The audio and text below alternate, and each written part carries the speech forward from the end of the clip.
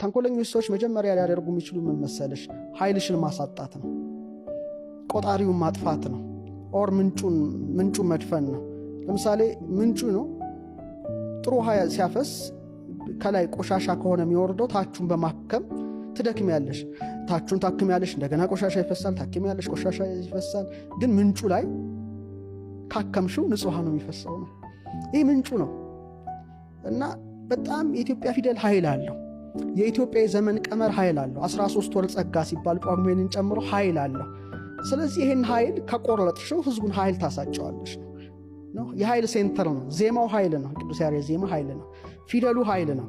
የዘመን አቆጣጠሩ ኃይል ነው። እነዚህ ላይ ሊነሳ ይችላል። ኃይል ለማሳጣት ነው ሁሉ ሊሆን ይችላል።